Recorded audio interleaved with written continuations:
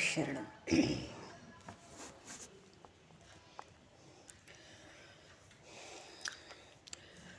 बोली श्री राधे वर कृष्णचंद्र भगवान की जय।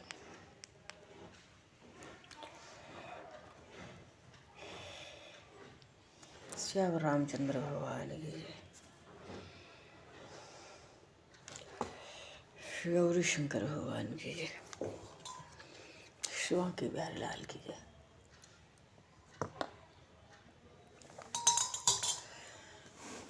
वृंदावन प्रेम धाम की जय। सब संतन की जय, सब भक्तन की जय। सदगुरुदेव भगवान की जय। गंगा मैया की जय, यमुना मैया की जय, सरस्वती की जय, पृथ्वी माता की जय, काशी महारानी की जय। जय जय श्री सीताराम, जय जय श्री राधे श्याम। नमः पार्वती पते, हर हर महादेव।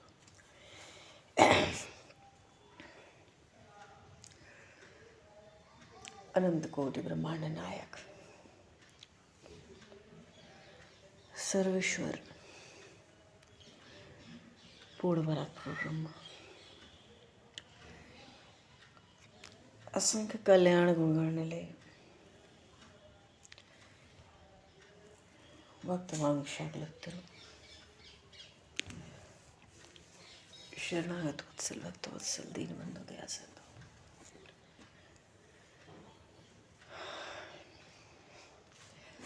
भगवान श्री राधा माधव की असीम कृपा करुणा से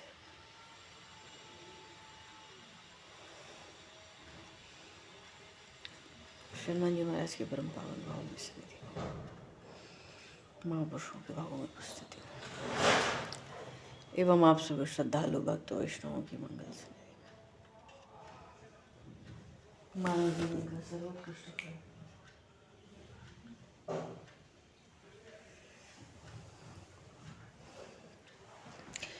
भगवद गुरुगान भगवत स्मरण का आनंद हम सभी भगवान श्री कृष्ण की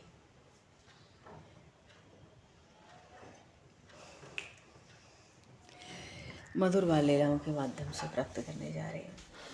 सर्वप्रथम आप सभी भक्तजनों के श्री चरणों में भगवत भाव से सादर वंदन, सादर नमन। आप सभी को यथायोग्य जय श्री राम, जय जय श्री राधे, हर शरण। जय जय श्री राम।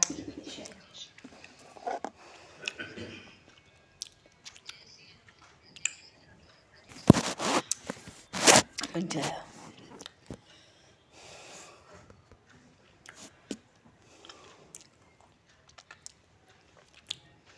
वंशी विभूषित वरान्नवनीरदाभात्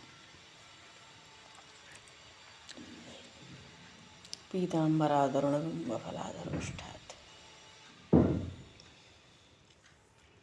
पूर्णेन्दुसुन्दरमुखाधरविन्दनेत्रात् कृष्णात् परं किमपि तत्त्वमहं न जाने। कृष्णात् परं किमपि तत्त्वमहं न जाने।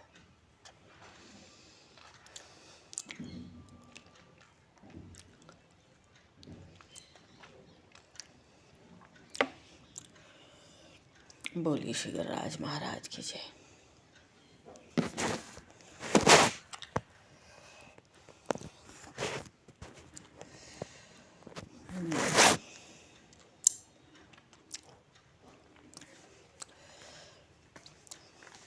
ब्रज में भगवान ने जब श्री गिरिराज पूजन कराया, इंद्र को कोप हुआ और परिणाम स्वरूप ब्रजमंडल पे प्रलयकारी बरसात, वज्र, ओले, बिजलियां, क्योंकि देवराज इंद्र चाहते हैं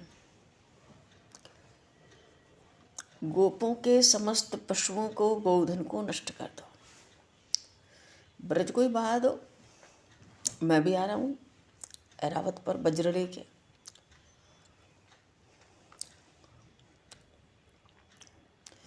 इन ब्रजवासियों का जो प्रमाद है वो क्षमा करने योग्य नहीं है, ऐसा देवराज इंद्र को मालूम पड़ता है।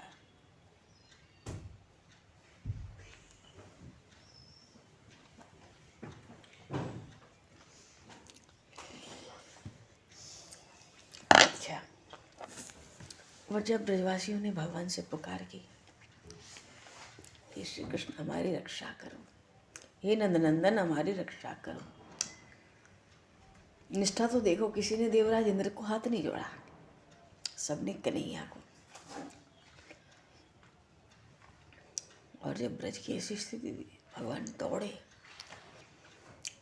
और दौड़कर संकेत मात्र से गिरि गोवर्धन उठ गया और मध्य में खड़े होकर बाएं हाथ की सबसे छोटी उंगली के नख पर गिरवर लीनो धार, कन्हैया मेरो छोटा।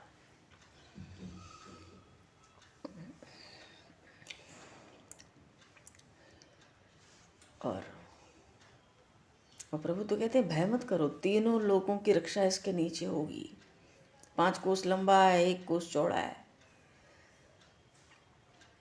सब दौड़ो दौड़ो उसी के नीचे, भगो उस गरुड़ाज के नीचे, सब छकड़े ले आओ, भय मत करो। प्रभु कहते हैं गोपों से मेरे हाथ से गिरिराज गिरेंगे नहीं। बोलिए श्री गिरिराज महाराज की जय। भगवान का संकल्प 14 भुवन 3 लोक की रक्षा करता है। अरे उनके संकल्प से ये सृष्टि होती है। और जब भगवान ने गिरिराज जी को धारण कर लिया, फिर जहाँ सृष्टि होती है, सृष्टि की रक्षा होती है, तो ब्रज की रक्षा कौन सी बड़ी बात थी।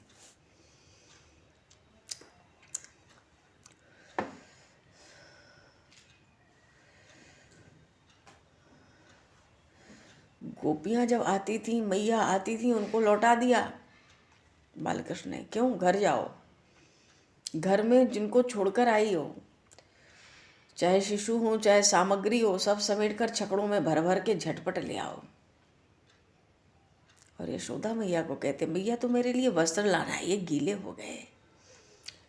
बोले श्री बालकृष्ण लाल की। भगवान ने गिरिराज जी को धारण किया, पर मैया के लिए वैसे ही वात्सल्य कि मैया जिसमें प्रसन्न हो जाए। अब मैया को तो बहुत कुछ लाना है।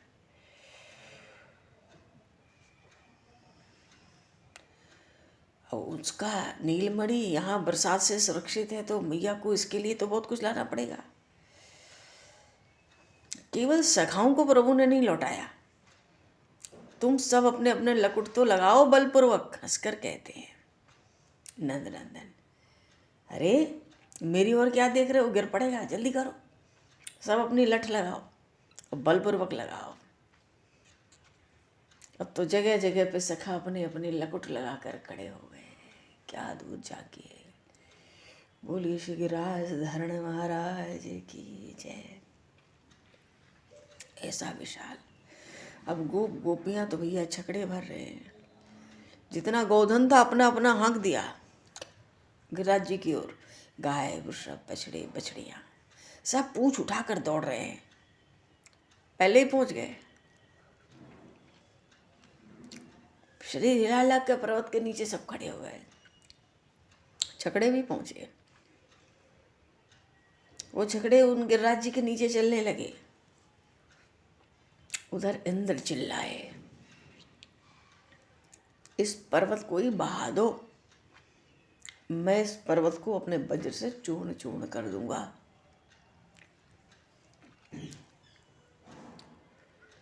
महर्षि पुलस्त्य इस दृश्य का दर्शन कर रहे हैं।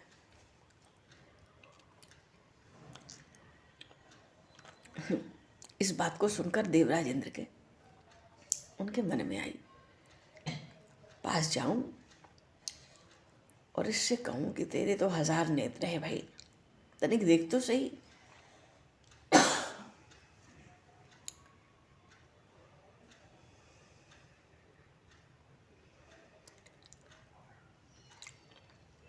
कि जब ये सब गोप गोपियां नंद भवन भाग रहे थे बरसात देखकर, और फिर नंद भवन से इन नंदनंदन के पीछे भागते भागते पर्वत तक आ गए, और जब पर्वत से घरों तक लौट जा रहे हैं, अंत में घर का सब कुछ उठा लाए, सारा पशुधन छकड़े तक हाँक लाए। अरे देवराज इंद्र, जरा आँख खोल के देख, तेरे तो 1000 नेत्र हैं, सुना है। तेरी ऐसी प्रलयकारी बरसात में ब्रजवासी 4 बार अपने घरों के चक्कर लगा चुके हैं, खुले आकाश में। और उनमें से किसी के एक अंग पर भी एक छोटा सा, तेरे जो पत्थरों की बर्फ की बरसात हो रही, एक छोटा सा कण भी उसका किसी के शरीर पर नहीं लगा। क्या तू अभी भी देख नहीं पाता है?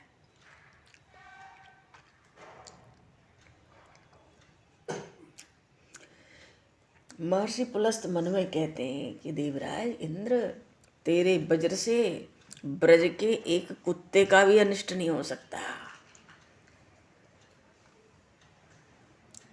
अब भी वृंदावन में तो पशु पक्षी हैं, कपि भी हैं, उनका तू कोई रोम तोड़ नहीं सकता, किसी वृक्ष लता के पत्र को भी नहीं गिरा सकता। प्रलयंकारी बरसात हो रही है, यहाँ तो सब नित्य है, यहाँ काल का प्रभाव ही नहीं है।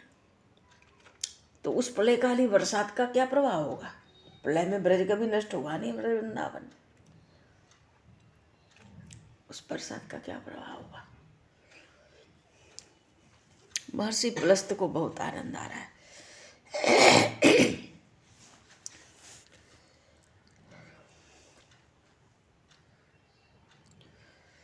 और इतने के बाद भी हे देवराज, तू इस प्रलयकारी बरसात को और अपने पत्थरों की वृष्टि को, बरसात को, अपने वज्र के आघात को, सब कुछ इस गिरि गोवर्धन पर्वत पर करना चाहता है? क्या आशा करता है? एक रोम तो किसी का गिरा नहीं सका, ब्रज का एक पत्ता तो तू वृक्ष से अलग कर नहीं सका। लेकिन थी तो प्रलय काल की बरसात, बवंडर। तो महर्षि पुलस्त को आशंका तो हुई, भाई प्रलय काल की बरसात है, पृथ्वी पर तो अनर्थ फैलाएगी।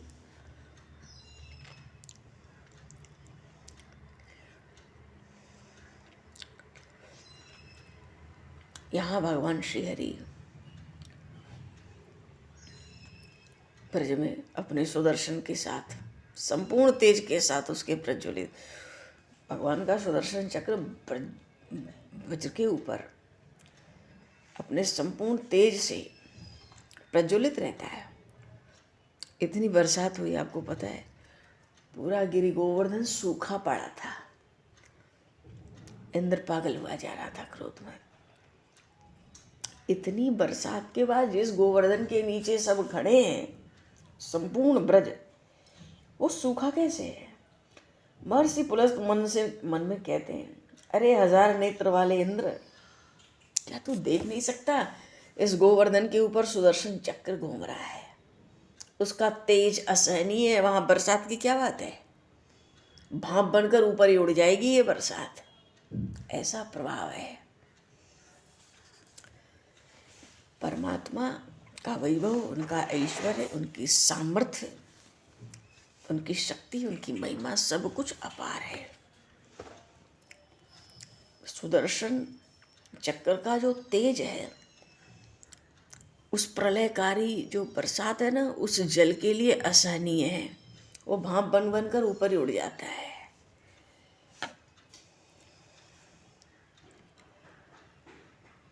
और जो चक्र की, सुदर्शन चक्र की नाभि है, उस पे 2 चरण स्थिर हैं।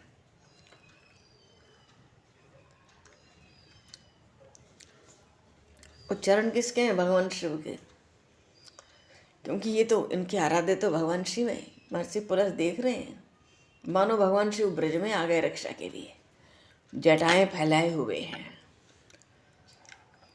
और बरसात का जो संपूर्ण जल है ना, सोचते हैं सब मेरी जटाओं में आ जाए। जटाओं में आ भी रहा है, पर उन भगवान त्रिपुरारी का कोई अंग गीला भी नहीं हुआ। बोले श्री शंकर भगवान की जय। ये बड़ी लीला है। सोचते हैं मेरे आराध्य श्री कृष्ण तो एक नख पे गिर गोवर्धन उठा लिए, मैं ऊपर से ही बरसात रोक के मैं ऊपर से भी गिरिराज को सूखा कर दूं। सूखा तो कर दिया सुदर्शन चक्र ने, पर जो जल गिर रहा है अब बाष्प बनकर क्या जाए, कितना जाए, क्यों जाए। भगवान शिव जटा में लेते जाते हैं गंगा जी की तरह। गंगा जी को भी बड़ा अभिमान हुआ जब आना था, मेरे वेग को कौन संभाल सकता है, नहीं संभलेगा भगवान शिव से। 1 साल तक जटा में दौड़ाए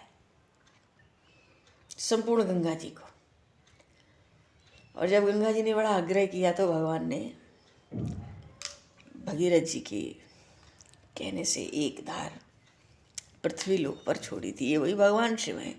आज इंद्र की प्रलयंकारी बरसात है, उसको अपनी जटा में घुमा रहे हैं, सारे जल को एक ही जगह खींच के जटा में, और जटा गीली नहीं हो रही है। जटा गीली नहीं हुई, ये महर्षि पुलस्त देख रहे हैं।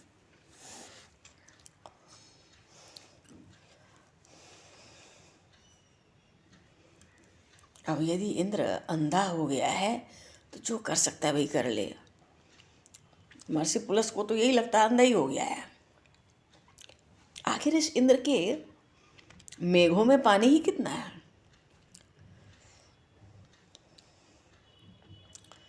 कितना जल है आखिर इंद्र के पास, प्रलयंकारी जल के बाद भी कितना जल है।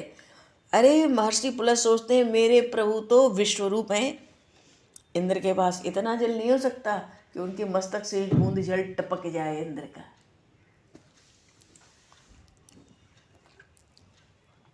एक बूंद जल नहीं टपकने दिया वहां। पर बड़ी उत्कंठा हो रही है महर्षि पुलस्त को। अदृश्य रहो, जरा गिर गोवर्धन के नीचे झांको, उसके नीचे का क्या दृश्य है जिसको श्री कृष्ण ने उठा लिया है परमात्मा ने। बहुत मन कर रहा है भैया, वहां का दृश्य तो अद्भुत था।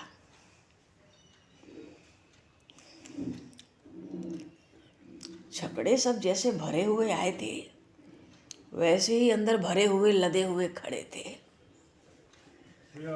और एकदम पंक्ति में खड़े थे।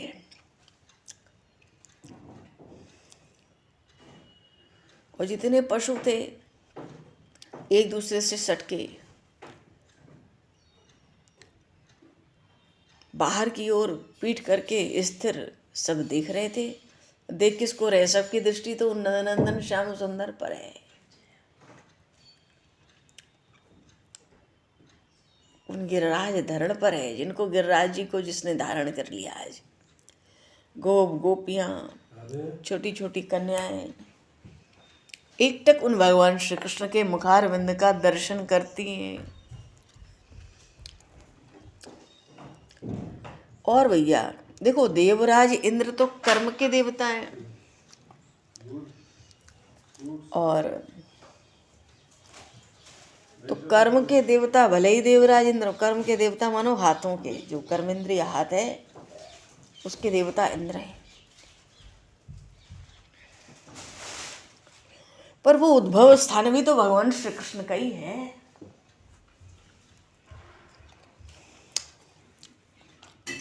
और उसी हाथ पर आज गिरि गोवर्धन को उठाए वो परमात्मा खड़े हैं।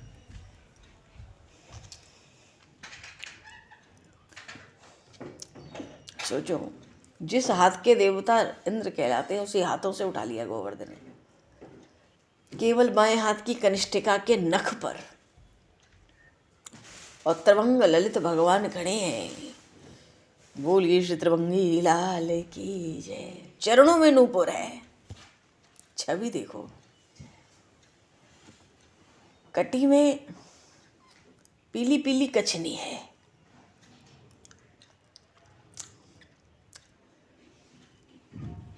नाभि बड़ी गंभीर है, मानो जमुना जी की कोई भंवरी हो। एक तो ऐसा चमचम भगवान का श्रीअंग, नाभि बड़ी गंभीर है, और भगवान के वक्षस्थल पर बनमाला लहरा रही है।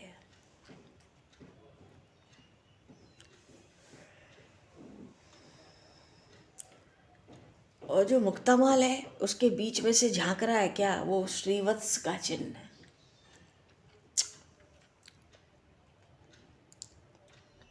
कमलासन पर विराजमान भगवती महालक्ष्मी, कंठ में कौस्तुभ है और कंधे विशाल है, उन पर पड़ा हुआ पीला पीतांबर, उठी हुई नासिका, बिंबा फल के समान लाल लाल अधर,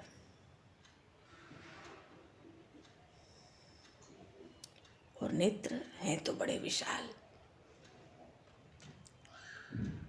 और उन नेत्रों में आज विशेष रूप से अनंत कृपा भरी हुई है। भ्रमकुटी थोड़ी टेढ़ी है, मस्तक पर तिलक है, अलकों में पुष्पों की लड़ियां गुथी हैं, मोरपंख धारण किए हैं, मानो दर्शन से ही समस्त भय का हरण करने वाले। भुजदंड बड़े विशाल है। महर्षि पुलस्त्य इस शोभा को देखते रह गए। शोभा देखते ही बनती है। बोलिए श्री नंदनंदन श्याम सुंदर भगवान की जय।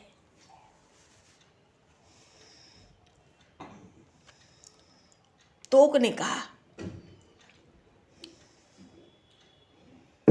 दाहिना हाथ तो प्रभु का खाली था, उस दाहिने हाथ को तोक ने हिलाया और कहता है, कन्हैया तू थक गया होगा, अब ये जो पर्वत है ना, ये भद्र को दे दे, या दाऊ है ना उसको पकड़ा दे। कन्हैया बैठ के अब थोड़ा माखन खा ले तू, फिर खेलेंगे, इनको उठाने दे। महर्षि पुलस्त्य तो देखते ही रह गए, ग्वाल बाल कितने सरल हैं। ये पूर्ण परात्पर ब्रह्म सच्चिदानंद गगन भगवान साक्षात विराजमान है, और ये सोचते हैं कि हमारा कन्हैया कुछ भी कर सकता है, तो कन्हैया अब भद्र को दे दे, दाऊ को पकड़ा दे। अरे गिरिराज है भाई, 5 मील 20 किलोमीटर लंबा है, 5 किलोमीटर चौड़ा है, प्रलयंकाली बरसात हो रही है बाहर, अब तू तो थक गया होगा, चल किसी दूसरे को नहीं देगा तो कहता है दाहिना हाथ पकड़ के दूसरे को नहीं, तो दाऊ को तो दे दे, दाऊ को दे दे। अब बालक ठीक ही कह रहा है, तो ठीक कह रहा है, क्यों? अरे भैया, जिनके 1000 फण के एक फण पे ब्रह्मांड है, वो भी सरसों के दाने की तरह, तो हे कन्हैया लाल, तो को पड़ी है कि कन्हैया के संग अब खेलूं? यहाँ तो कुछ है ही नहीं, जल के नाम की कोई चीज ही नहीं है, अब दाऊ को दे दे, हम खेलेंगे। तो जिनके 1000 फण के एक फण पे सरसों के दाने की तरह ब्रह्मांड है, उसके उनके लिए ये गिरि गोवर्धन क्या है? और पास में खड़े ही हैं, प्रतीक्षा भी कर रहे हैं कि भैया कन्हैया का संकेत मिले तो मैं संभाल दूं। बोलिए श्री दाऊ जी महाराज की जय।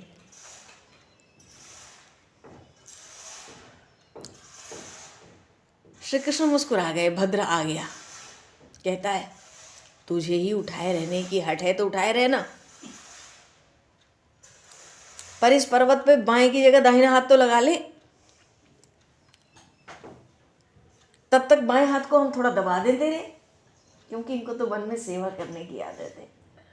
थोड़ी देर में कन्हैया थक जाता है, कोमल कोमल पत्ते बिछाओ, कोमल कोमल पुष्प बिछाओ, दाऊ को कृष्ण को लेटाओ, एक एक करके चरण दबाओ। कोई पंखा करता है अपने उत्तरीय से, कोई पुष्पों से श्रृंगार करता है, कोई चरण चापता है, कोई बढ़िया कंदमूल ले आता है, दोनों में भर भर के भोग। ये बाल वाल तो रोज का आनंद लेते हैं। वो सोचते हैं भैया कन्हैया को इसी तरह से कब तक देखें। भद्र का चित्त बहुत कोमल है उन नंदनंदन के लिए। तो तूने हट कर लिया है, किसी को नहीं पकड़ाएगा, तो चल दाहिना हाथ तो लगा, तब तक बायां दबा देते हैं हम लोग। ये महर्षि पुलस्त्य इन दृश्यों को देख रहे हैं।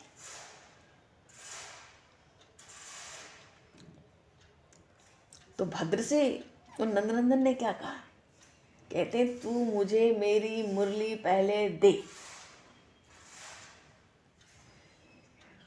बोलिए बंशी वारे की जय। क्यों? अरे संपूर्ण ब्रज भरा पड़ा है, अब बंशी नहीं बजेगी तो कब बजेगी?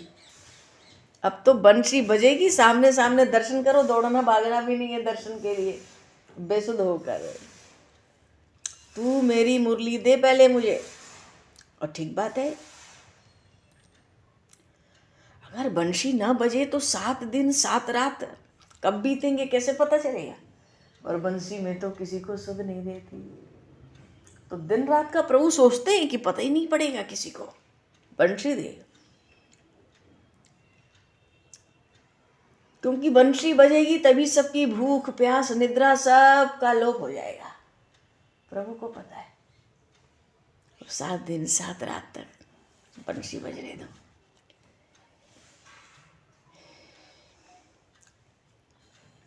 अरे भूख न लगे, प्यास न लगे, नींद ना आवे, वो शक्ति भी तो चाहिए। तो वो शक्ति कहाँ है? भगवान की बंशी की ध्वनि में है।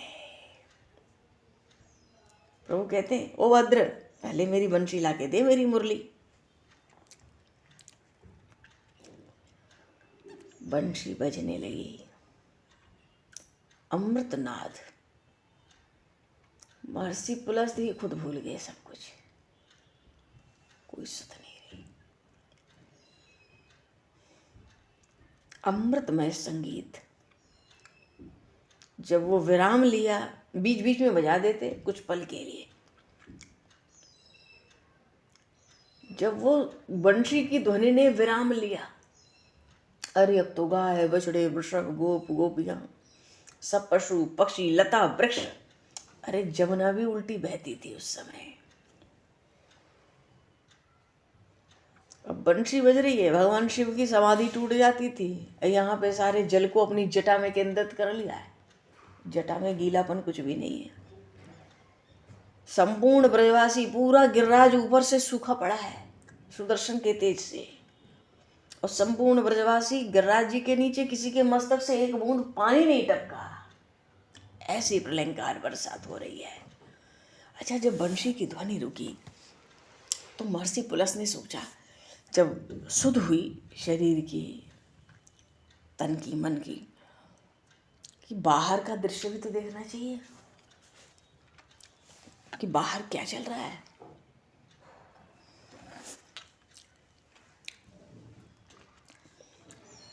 इंद्र का क्या हुआ?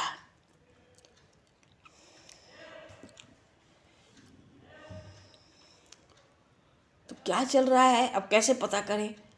सर्वज्ञ हैं तो अपनी सर्वज्ञता का उन्होंने सहारा लिया। त्रिकालदर्शी महात्मा है, पता लगा 7 दिन 7 रात व्यतीत हो गए थे।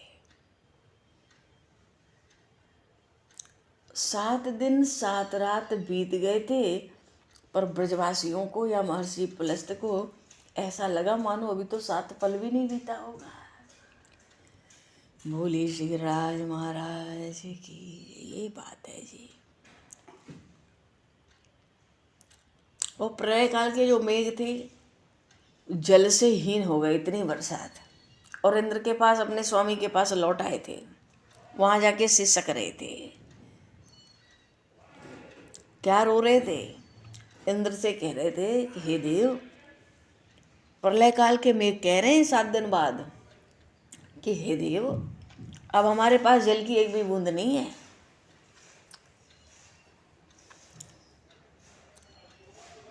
और ये भी संभावना नहीं है कि जो जल बरसाया है वो बाष्प बने और फिर से हमको मिल जाए। इंद्र को आश्चर्य हुआ, मेघों की ओर देखा, ये कैसे हुआ? उन मेघों ने, प्रलय काल के मेघों ने देवराज इंद्र से कहा, हमारे सारे जल को भगवान शिव की जटाओं ने पी लिया। बोलिए श्री आशुतोष भगवान की, श्री गंगाधर भगवान की। इंद्र चौंक गए, भगवान त्रिपुरारी की जटाएं। नीचे देखा उसने, भयभीत हो गया। होश आया। भगवान शिव का दर्शन करके, सुदर्शन का दर्शन करके, और उस गिरिराज के नीचे सब आनंद में 7 पल में बीत गए, 7 दिन 7 रात। एक बूंद जल नहीं टपका वहाँ। और जब ये तीनों दृश्य इंद्र ने एक साथ देखे, भगवान शिव का नाम सुनने के बाद होश आया और पता पड़ी कि मुझसे तो परम पुरुष परमात्मा का अपराध हो गया।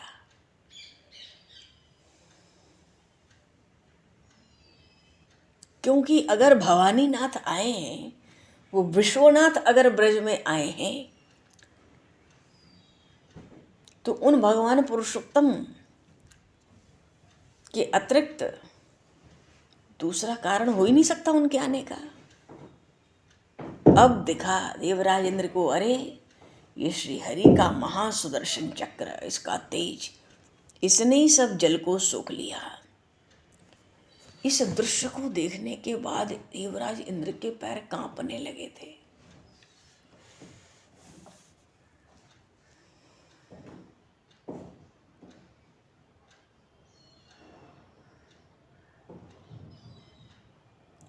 अब देवराज इंद्र देख पा रहे हैं कि मेरे स्वामी परमात्मा भगवान के चरण ही मेरे आश्रय बने थे, मेरे अभिमान में भी, मेरे क्रोध में ही। क्यों?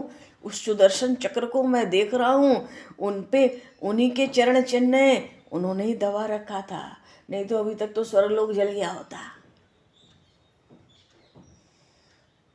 देवराज इंद्र ने उन चरणों में मस्तक झुकाया, मेघों को लौट जाने की आज्ञा दी, ऐरावत को अमरावती की ओर ले चले, स्वर्ग की राजधानी।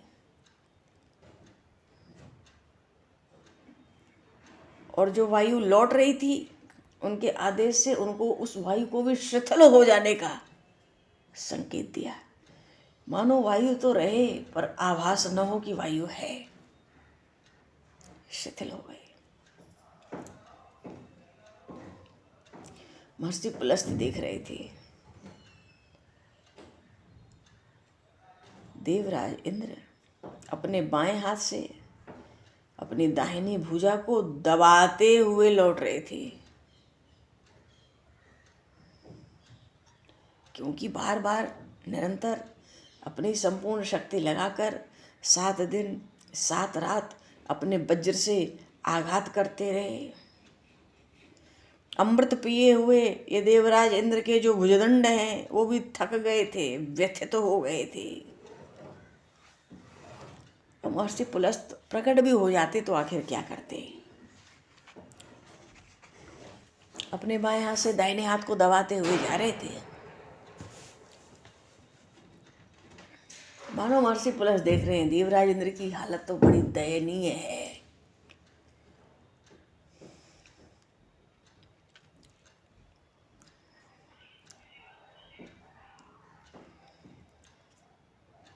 भगवान शिव तो त्रिलोचन है, 3 नेत्र हैं, और भगवान हरि का चक्र भी देख लिया था उन्होंने।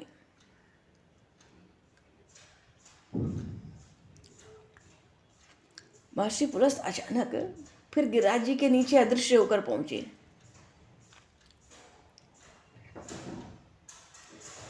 क्या देखते हैं? श्री कृष्णचंद्र भद्र से कह रहे हैं, भैया भद्र जरा बाहर निकल के गिरिराज जी से देख, बरसात बंद हुई कि नहीं हुई। बोलिए शिवाल कृष्ण लाल की। भद्र से पहले एक गोप दौड़ गया था, जो पीछे खड़ा था, वो वहीं से चिल्लाया, बड़ी तेज धूप निकली हुई है। उधर भद्र देख कर आया, चिल्लाने लगा, कन्हैया अरे हमारी धरती तो कहीं भी जल है ही नहीं, मोए तो जमुना जी में भी कोई बाढ़ नहीं दिख रही। तो ठीक है भाई, नंदनंदन ने सखाओं से कहा, उनकी ओर देखा कि देखो भाई अपनी गायें भूखी हैं, अब इनको चराएंगे, सब लोग पर्वत के नीचे से निकलो बाहर, अपने अपने घर को चलो, और तुम सब घर चल के अपने अपने पहले तो कलेऊ करो, मैया भी लगी है, मैया को तो भोजन कराना है। तो उन श्याम सुंदर ने बड़ा अद्भुत मुंह बनाया, मुख बना के मैया से कहते, तू पहले घर चल, मुझे बड़ी तेज भूख लगी है। अब तो सब पीछे पीछे जाएंगे। गोपों ने झगड़े जोड़े, गाय बैल बानर पशु पक्षी सब खुद ही बाहर भाग आए। गोपियां अपने शिशुओं को उठाए, छोटी छोटी लाला लाली सबको छकड़ों में बैठ गई लेके। सबसे पीछे ग्वाल बाल निकले, गाय इधर उधर भाग रही है, उनको संभालना है उनको। और सबसे अंत में भगवान शंकर। बोलिए श्री दाऊ जी महाराज की जय। बड़ी हास्यमय, बड़ी रहस्यमयी हंसी लेते हुए अपने मुखारविंद पर बाहर आए। और कब निकले दाऊ जी? जब उन श्री कृष्ण ने थोड़ा एक होके, थोड़ा झुककर गिरिराज जी को जिस स्थान पे थे वहां स्थापित कर दिया। या कह दें कि स्वयं गिरिराज जी उनके नक्श से उतर के अपने स्थान पर विराज गए। बोले श्री गिरिराज महाराज की जय। भगवान इस बीच में भी बड़ी सुंदर लीलाएं हैं। गिरि गोवर्धन के नीचे कछु माखन को बल बढ़े, कछु गोपन भय सहाय, राधा रानी की कृपाते गिरवली उठाए। और फिर अभी देवराजेंद्र आएंगे, भगवान गोविंद का अभिषेक करेंगे। उस अभिषेक के जल से गिरिराज जी में आज भी गोविंद कुंड है। स्वर्ग की जो सुरभि कामधेनु की गया है, उसके जल से भगवान श्री कृष्ण का अभिषेक किया था उन्होंने। बोलिए श्री गिरिराज महाराज की जय। नंद नंदन श्याम सुंदर भगवान की जय। राम राजा सरकार की जय। गौरी शंकर भगवान की जय। सब संतन की जय, सब भक्तन की जय, सद्गुरु भगवान की जय। तो भगवान समय को दृष्टिगत करते हुए यहीं पर वाणी को विराम। वाक्य पुष्पांजलि प्रभु के श्री चरणों में सादर समर्पण। आप सभी को यथा योग्य जय श्री राम, जय जय श्री राधे।